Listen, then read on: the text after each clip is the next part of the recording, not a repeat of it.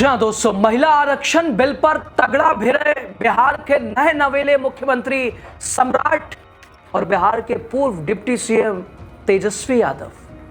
सम्राट बना रहे थे माहौल, तेजस्वी ने सलीके तरीके से फेर दिया पानी।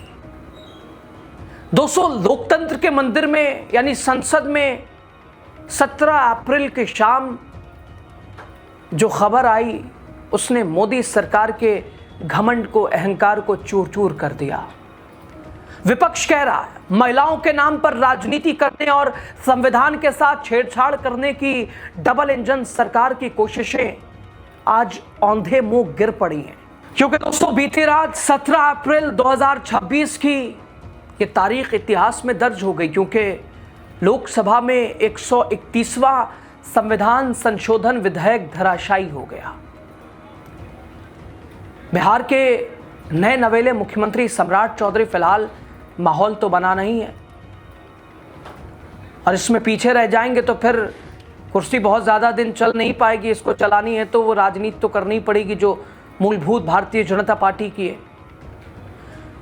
सम्राट चौधरी ने इसे नारी शक्ति का अपमान बताया। वैसे पूरे भारतीय जनता पार्टी के किसी नेताओं को उठाइए, नैरेटिव तो यही सेट करने की कोशिश है कि भारतीय जनता पार्टी ने महिलाओं की बात करी, लेकिन दूसरी तरफ विपक्ष क्या कर रहा है। ऐसे में दोस्तों, भारतीय जनता पार्टी और केंद्र सरकार की तरफ से जो नैरेटिव फैलाया गया कि नारी शक्ति का अपमान, तो ऐसे में विपक्ष ने भी तरीके सलीके से पुरानी याद दिला दी, बता दिया जिन्होंने हाथरस में कुछ नहीं किया, जिन्होंने उन्नाव में कुछ नहीं किया, जिन्होंने मणिपुर में कुछ नहीं किया, जिन्होंने महिला पहलवानों के लिए कुछ नहीं किया, अब ये लोग महिला विरोधी माइंडसेट की बात कर रहे हैं।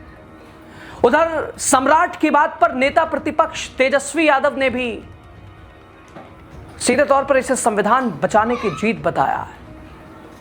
तेजस्वी यादव ने साफ कर दिया कि बहुमत के नशे में चूर सरकार अब जनता की भावनाओं का गला नहीं घोट सकती है। तो आखिर क्यों गिरा यह बिल आपको बताएंगे। सम्राट चौधरी के सवाल पर किस तरह से तीखा जवाब और पानी फेरा है उस उम्मीदों पर, तेजस्वी ने आपको बताते हैं। द राजनीति बिहार का खास सेगमेंट आप देख रहे हैं, मैं हूं यासूब रजा। दोस्तों, दिल्ली के सत्ता के गलियारों से लेकर बिहार की सड़कों तक आज एक ही शोर है, हार गई चालाकी और जीत गया संविधान।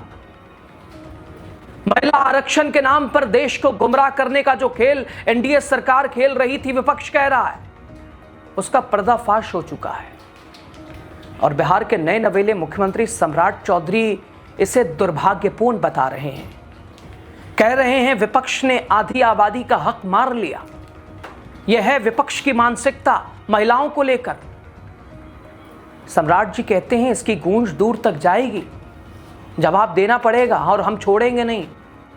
लेकिन सवाल तो यह कि सम्राट जी, जब पहले से ही नारी शक्ति वंदन अधिनियम पारित था तो फिर इसे नए संशोधन की हड़बड़ी क्यों। नेता विपक्ष तेजस्वी यादव ने सम्राट चौधरी और एनडीए के इस प्रपंच की धज्जियां उड़ा दी। तेजस्वी ने सीधा आरोप लगाया यह बिल महिलाओं के लिए नहीं बल्कि संविधान बदलने के गलत इरादे से लाया गया था।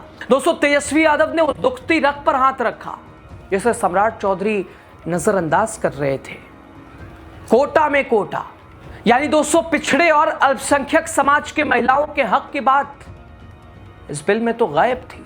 दोस्तों, तेजस्वी ने साफ कहा कि बिना सर्वदलीय सहमति और बिना देशव्यापी विमर्श के केवल चुनाव में लाभ लेने के लिए लाया गया यह बिल एक निम्न स्तर का पाखंड था।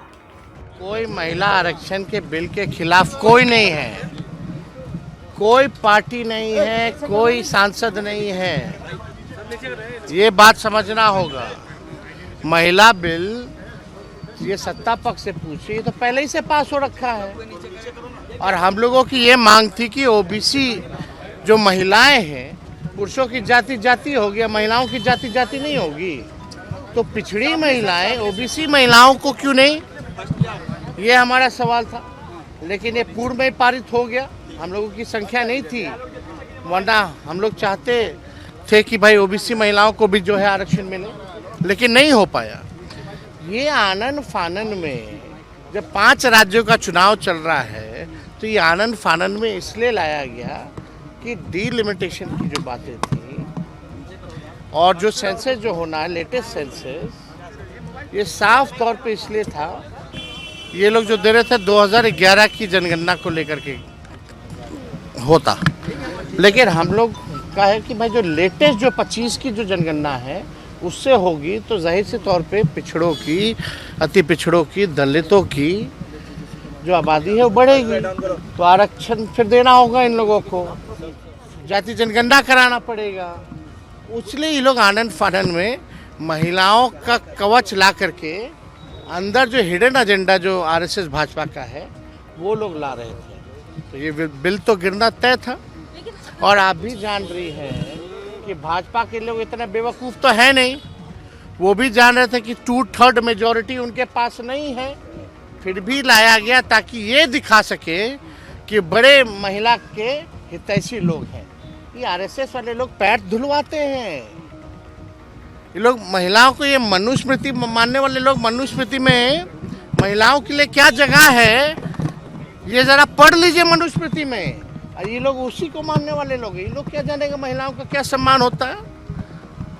इन लोगों को कोई मतलब नहीं है, इन लोगों को केवल अपनी राजनीति चमकाने से ही मतलब है और कुछ नहीं। दोस्तों, विशेष सत्र बुलाकर